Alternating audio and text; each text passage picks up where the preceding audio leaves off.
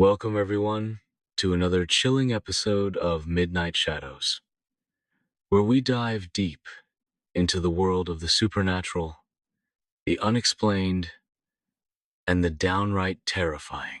If you're new here, hit that subscribe button and turn on notifications so you never miss a tale that might just keep you up at night. Today, we're exploring a story that's as personal as it is horrifying. Shadows Behind the Door. This isn't just any ghost story. It's a slow burn descent into paranoia, fear, and the unknown forces that lurk in the places we call home. Before we begin, let me set the scene. Imagine moving into a new apartment, full of hope for a fresh start, only to discover that the walls hold secrets darker than you could ever imagine. Haunted apartments, ghostly whispers, and shadows that move on their own. These are the elements that make up tonight's narration. I've expanded this tale based on real accounts and urban legends, drawing from reports of paranormal activity in old buildings across the country. If you've ever experienced something similar, drop it in the comments below. Your stories fuel this channel. Now, settle in, dim the lights, and let's begin. This narration is designed to immerse you fully, so grab your headphones for the best experience. We'll take our time, building the tension just like the shadows in the story. And remember, some doors are better left closed. I never believed in haunted houses. Not really. Sure, like most people, I grew up on a steady diet of ghost stories, the kind whispered around crackling campfires under a starry sky, or the creepy urban legends that made their way through school hallways, passed from one wide-eyed kid to another. They were fun, thrilling even, a way to get that adrenaline rush without any real danger. But deep down, I always knew they were just stories, fiction designed to make us shiver, to remind us of the thrill of fear without the consequences. That all changed the night I moved into the apartment on Holloway Street. It was supposed to be my fresh start. After a messy breakup and a dead-end job that had drained the life out of me, I needed something new. A place away from the relentless noise of the city, the honking cars, the crowded sidewalks, the constant buzz of people living on top of each other. Holloway Street was on the outskirts, an older neighborhood with tree-lined roads and buildings that had seen better days. The rent was suspiciously cheap, almost too good to be true. But I didn't ask too many questions. I told myself it was luck, or maybe the building's reputation for being drafty and rundown kept the prices low. People in the area whispered about it being old, falling apart at the seams, but I brushed it off. After all, who believes in curses or hauntings in the modern world? The day I arrived, the sun was setting, casting long shadows across the cracked sidewalk leading up to the entrance. The building itself was a relic Victorian architecture gone to seed, with peeling paint on the exterior and windows that seemed to stare back at you like empty eyes. My moving truck pulled up, and I unloaded boxes with a mix of excitement and exhaustion. The landlord met me at the door, an older man named Mr. Harlan, with wiry gray hair and hands that trembled slightly as he fumbled with the keys. He didn't say much at first, just handed over the cold brass set and pointed me toward the stairs. "Third floor, apartment 3B, he muttered, his voice gravelly from years of smoking. As I turned to go, he grabbed my arm gently, but firmly enough to make me pause. His eyes were glassy, distant, like he was looking through me rather than at me. "Don't keep the hallway door open at night," he said, his words hanging in the stale air. I blinked, confused. "Excuse me? What hallway door?" He glanced over his shoulder, as if afraid someone might overhear. "That door at the end of the hall in your unit. Close it. Always, no matter what you hear behind it." Before I could press for more details, "What do you mean? What might I hear?" He shuffled away, disappearing down the dimly lit corridor without another word. I stood there for a moment, keys heavy in my palm, a faint chill running down my spine, but I shook it off. Old buildings have quirks, right? Eccentric landlords, too. It was probably nothing, just a warning about drafts or faulty wiring. The apartment itself was, well, old. That's the best way to describe it. As I pushed open the front door, a wave of musty air hit me, like the place hadn't been aired out in months. Dust particles danced in the beams of light filtering through the grimy windows, clinging to the walls like a second coat of paint. The floorboards groaned under my weight with every step, protesting as if they resented the intrusion. It wasn't unlivable, though. In fact, there was a certain charm to it. The high ceilings, the ornate but faded molding around the doors, the sense of history embedded in every crack. I spent the afternoon unpacking, stacking boxes in the living room, and trying to make the space feel like home. A small kitchen with outdated appliances, a bedroom just big enough for my bed and dresser, and that narrow hallway leading to what I assumed was a storage closet or maybe an unused bathroom. At the end of that hallway was the door the landlord had mentioned. Its frame leaned slightly to one side, as though the wood had swollen and warped over the years. The paint was chipped in places, revealing layers of older colors beneath whites, grays, even a hint of red.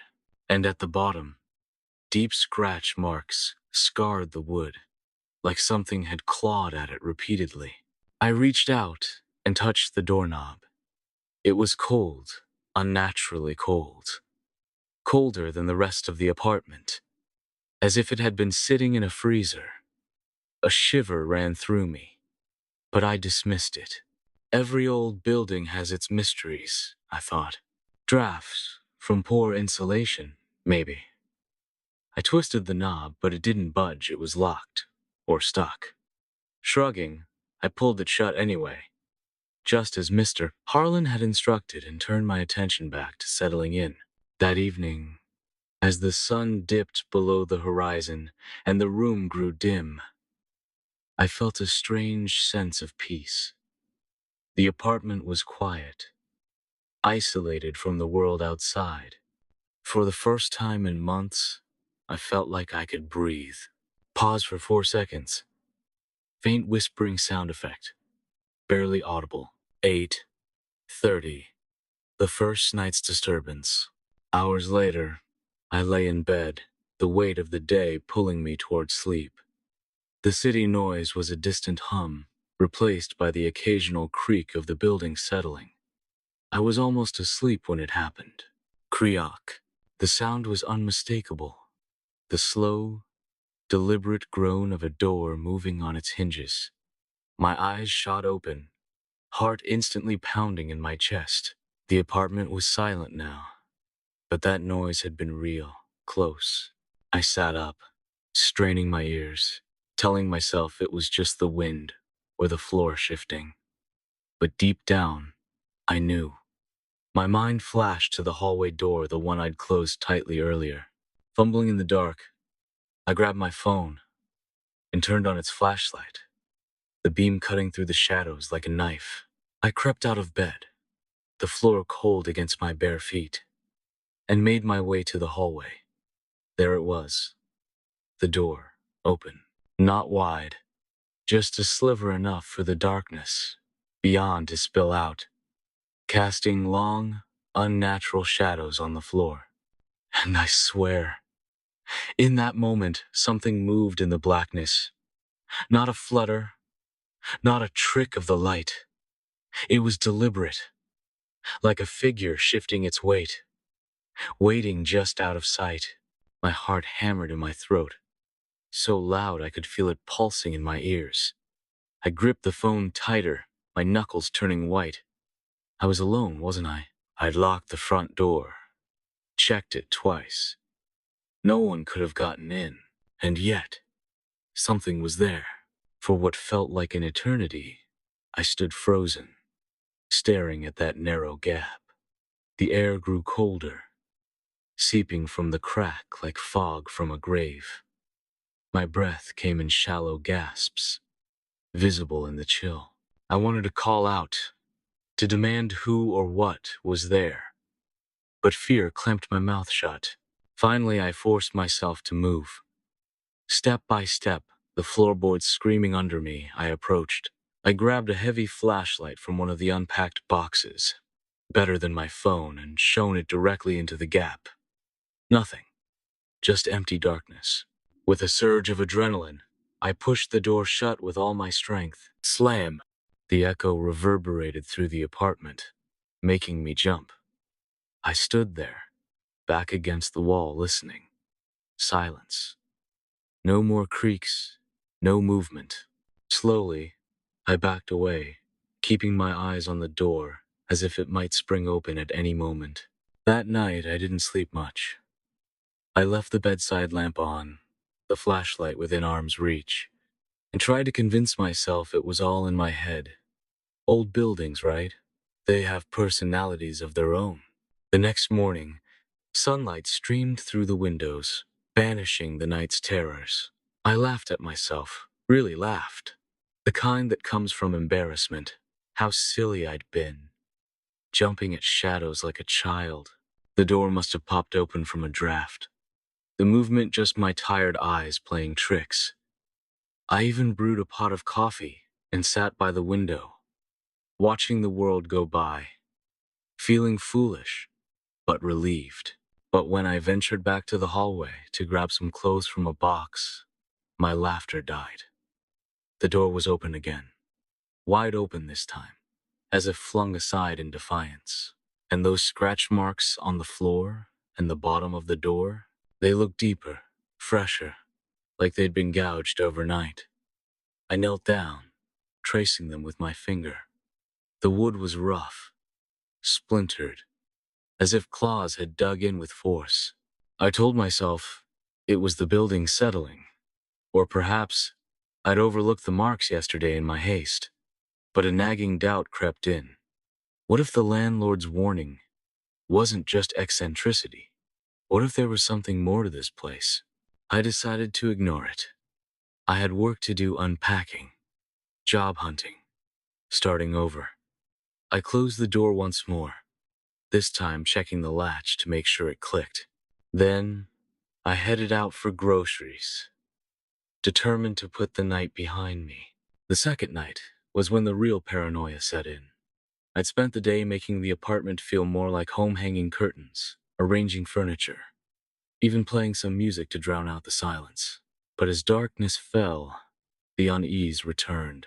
I double-checked the hallway door before bed, wedging an old wooden chair against it for good measure.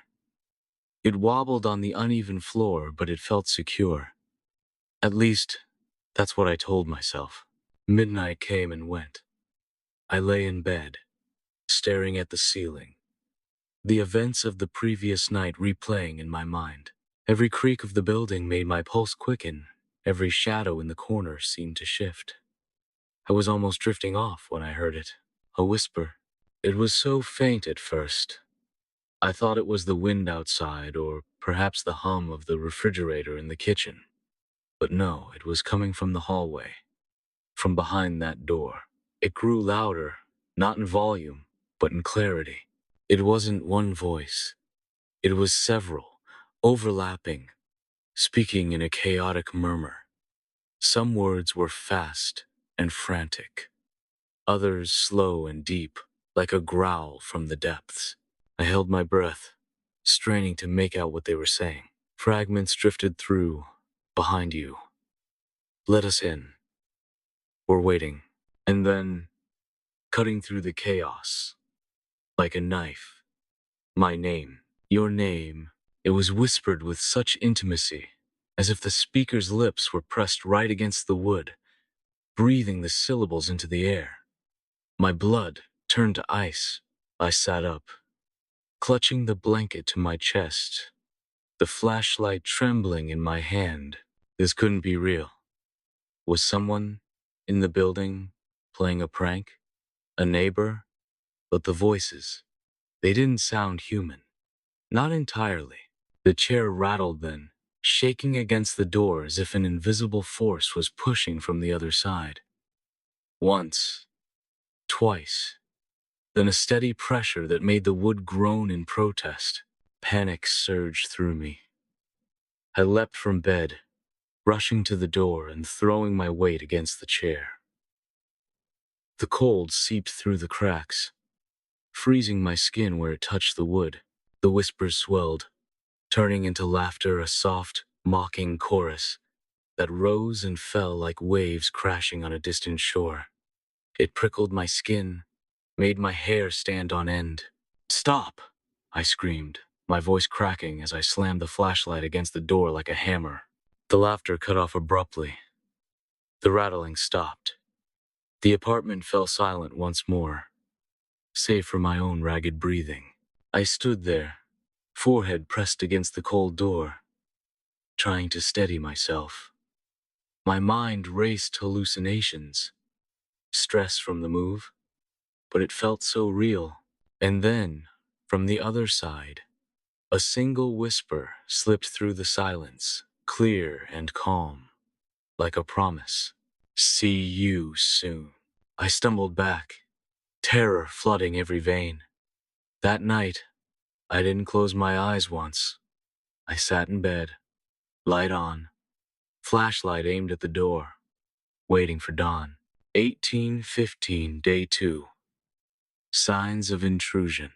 Morning brought no relief. I was exhausted, my eyes burning from lack of sleep, but I forced myself to get up. Coffee in hand, I approached the hallway cautiously. The door was still closed, the chair in place, but when I removed it and opened the door to inspect, my stomach dropped. The scratch marks were even deeper now, extending further up the door, as if whatever made them was growing bolder. And on the floor, in the dust that had accumulated in the hallway, there were footprints. Not human footprints, no. These were odd, elongated impressions, like long fingers dragged through the grime. They trailed from the door into my bedroom and back, circling the spot where my bed stood. Chic. I felt sick. Had something been in my room while I slept the first night? Watching me? I grabbed a broom and swept them away, trying to erase the evidence. But the image lingered in my mind. I needed answers. I searched online for the building's history, Holloway Street apartments, paranormal activity, disappearances. The results were sparse, but unsettling. Old forum posts from former tenants complaining of strange noises, shadows that moved, whispers at night. One post, from years ago, mentioned a woman who lived in 3B and vanished without a trace. Police found no signs of foul play, just her journal with frantic entries about the door at the end. I closed my laptop, heart racing. Was this place cursed? Haunted? Or was I losing my mind? By the third night, I was a wreck. Sleep had become impossible. Every shadow seemed to watch me, every creak a warning. I'd noticed more anomalies during the day. Small objects moved when I wasn't looking, like a book shifted on the shelf or a cup placed differently on the counter. The temperature would drop suddenly in the hallway, even with the heater blasting. Those scratches, they were multiplying. New ones appeared on the walls now, faint but unmistakable, like talons raking the plaster. Desperate for proof, or maybe to disprove my fears, I set up my phone on a tripod in the hallway, aimed at the door, recording in night mode. I reinforced the chair wedge and went to bed, flashlight in hand, praying for peace. Around 2:30 a.m., I woke to a new sound. Scraping. Slow, deliberate, like nails or claws dragging across the floorboards. It was rhythmic, almost purposeful, coming from behind the door. I flicked on the flashlight, beam shaking as I pointed it toward the hallway. The shadows under the door seemed to stretch, pressing against the barrier as if trying to seep through. I froze, too terrified to move. The scraping continued, hour after hour, retreating only when I dared to blink or look away. By dawn, I was shaking, sweat-soaked, despite the cold. When light finally filtered in, I checked the phone footage. What I saw haunts me to this day. The door moved slightly on its own, creaking open a fraction. Shadows, elongated toward the camera, fluid and alive. Then, at the edge of the frame, a figure appeared tall, humanoid but distorted, limbs too long, posture twisted. It raised what looked like a hand or a claw and tapped lightly, 3 times, on the lens before dissolving into nothingness. The footage confirmed it. This wasn't my imagination. Something supernatural was at play, and it felt personal. The way the whisper said my name, the shadows seemed to know me. It stirred memories I'd long buried. My childhood home was similar, an old house with creaking floors and a forbidden door at the end of a hallway. My parents had warned me never to open it, saying it led to an unsafe attic. But one night, when I was 9 and home alone, curiosity won. I turned the knob, peering into pure darkness. A whisper called my name, desperate and hungry. I slammed it shut, ran to my room, and hid under the covers, convinced something had seen me. I never told anyone. I convinced myself it was a dream. But now, in this apartment that mirrored that hallway so perfectly, the fear returned tenfold. Was it the same entity? Had it followed me all these years, waiting for the right moment? I spent the day researching deeper.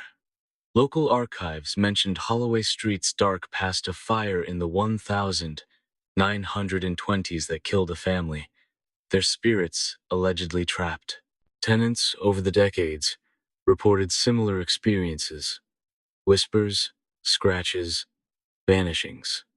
One name kept popping up: Evelyn, a woman in the 1980s who lived in my apartment. Her journal, found after her disappearance, described the exact same horrors. The shadows know my name. They're patient. I shouldn't have opened the door. Chills ran through me. This was a pattern, a cycle, and I was next. The 4th and 5th nights blurred into a nightmare. The whispers grew louder, more insistent, calling my name from every corner. The cold became unbearable, frost forming on the inside of windows despite the summer heat outside. Objects moved more blatantly. A chair toppled over. A picture frame shattered on the floor. The scratches spread like veins across the walls, forming patterns that looked almost like symbols, ancient and foreboding. I tried salt lines around the door, a tip from online forums on warding off spirits. It didn't work. The salt scattered overnight, as if swept away by unseen hands. Sleep evaded me. I'd doze off, only to wake screaming from dreams of elongated shadows pulling me into darkness. The figure from the footage appeared in my mind's eye, its glowing eyes boring into my soul. I couldn't leave. Every time I packed a bag, a wave of dread stopped me, as if the apartment itself held me captive. By the 6th night, I was a prisoner, barricaded in my bedroom with lights on full blast. At exactly 3:00 a.m., the witching hour, they call it, I woke to knocks. Tap, tap, tap. 3 slow, heavy knocks on the hallway door. Not frantic, but purposeful, like a visitor announcing their arrival. I crept closer, ear pressed to the wood. Nothing at first. Then, a whisper. Open the door. It was stretched, echoing from afar. The knocks resumed, faster. I backed away, but then I saw it, the shadow. Not under the door, but pressed against it from the other side, visible through the keyhole. Tall, elongated, limbs sharp and unnatural. It tapped again, the shadow itself moving like claws. The figure recoiled when my flashlight beam hit it, but only momentarily. It was intelligent, adapting, learning my fears. I spent the night in the center of the room, flashlight sweeping the walls, waiting for it to break through. On the seventh night, I prepared. I laid salt circles, set up candles, and more cameras. I read about rituals online chants to banish spirits, symbols to draw. But as darkness fell, doubt crept in. The whispers returned, clearer. "We've been waiting." You opened the door. The cameras captured more shadows multiplying, figures flickering in and out. I realized it wasn't one entity. It was many, a collective hunger. The eighth night was the breaking point. The door swung open on its own, and the shadow stepped out. Not a shadow anymore, a form, twisted and tall, eyes glowing red. It shifted like liquid, surrounding me, dimming the lights. "You shouldn't have opened it." I swung the flashlight, the beam cutting through it like a blade. It hissed and vanished, but the damage was done. The apartment was alive with them now. I couldn't endure another night. I gathered my courage and opened the door fully, stepping into the hallway's abyss. Shapes slithered on the walls, the main figure looming. It whispered promises of eternal darkness. I screamed, swinging wildly. It retreated, but I knew it was temporary. That night, I fled, packed essentials and ran, the whispers chasing me down the stairs. I never went back. Holloway Street is a memory, but the whispers linger in quiet moments. Some nights, I hear a creak, feel a cold breath. What was it? A ghost? A demon? Or something older, tied to the land? Experts say such hauntings feed on fear, growing stronger with attention. Perhaps it was a poltergeist, or residual energy from tragedies past. If you've experienced similar, share below. Could it be psychological?